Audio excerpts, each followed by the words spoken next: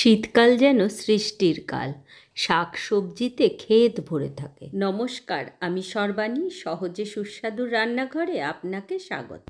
যে কোনো খাবারই জনপ্রিয় হয়ে ওঠে তার স্বাদ নয়তো গুণের জন্য। স্বাদ ও গুণ দুটোরই সম্ভার বেতো শাক। বেতো শাক ও পনির দিয়ে এক অভিনব রেসিপি আজ তৈরি করব, যা ভাত রুটি সব কিছুর সাথেই খেতে দারুণ লাগে। 3 আঁটি শাক বেছে নিয়ে 100 গ্রাম ওজন হয়েছে। খুব কচি শাক, শুধু গোড়াটা ফেলে দিতে হবে। Calcium, magnesium, potassium, vitamin A, C এবং B6 থাকে, তাই হাড় মজবুত হয়, দাঁতের ক্ষয় রোধ করে। শীতকালে অবশ্যই বেতো শাক খাবেন, কারণ বেতো শাক খেলে শরীর গরম থাকে। 5 গ্রাম করে রসুন ও আদা পেস্ট করে নিতে হবে। শাকটা ধুয়ে নিয়েছি, কাটার আর দরকার নেই, কচি শাক তো।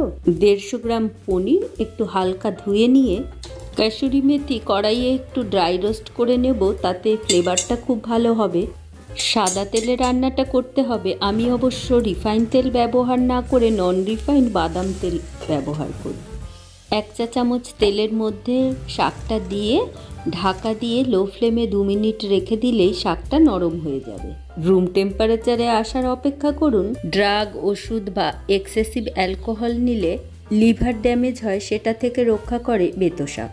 শাকটা ব্লেন্ডারে দিয়ে একটা বরফ কুচি দিয়ে দিলাম, যাতে করে পেস্ট তৈরির সময় হিট জেনারেট হয়ে শাকের সবুজ ভাবটা চলে না যায়। বেতো শাকের মধ্যেকার প্রিবায়োটিক কনস্টিপেশন দূর করে ও খাবার হজমে সাহায্য করে। সাদা তেলের মধ্যে 1/2 চা চামচ জিরে, একটা ছোট পেঁয়াজ, 8খানা টমেটো, একটু নেড়ে চেড়ে আদা রসুন পেস্টটা দিয়ে একে একে 1/2 চামচ করে কিছু মশলা দিয়ে দিন। ধনে গুঁড়ো, জিরে গুঁড়ো, হলুদ গুঁড়ো, শুকনো লঙ্কার গুঁড়ো, কাশ্মীরি লঙ্কার গুঁড়ো, নুন।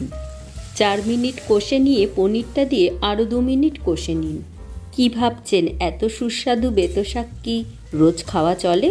অল্প পরিমাণে বেতো শাক প্রতিদিন খেলে রক্ত পরিশুদ্ধ হয় আর ঝকঝকে ত্বক হয়। পুরো পনিরটা গোটা না রেখে কিছুটা ভেঙে দিলে শাকের সাথে মিশে যাবে, খেতে দারুণ লাগবে।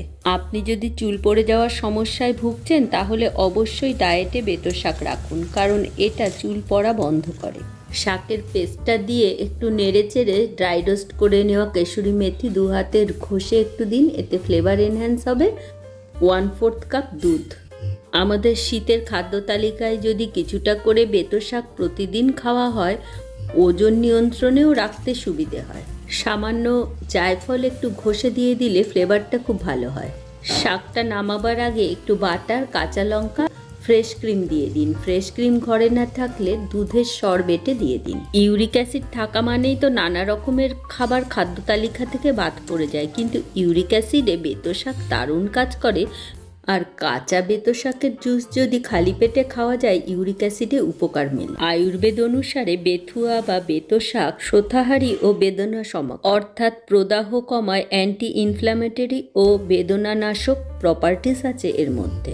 আশা করি ভিডিওটি ভালো লাগায় লাইক, শেয়ার ও সাবস্ক্রাইব করে আমার পাশে রইলেন। ধন্যবাদ।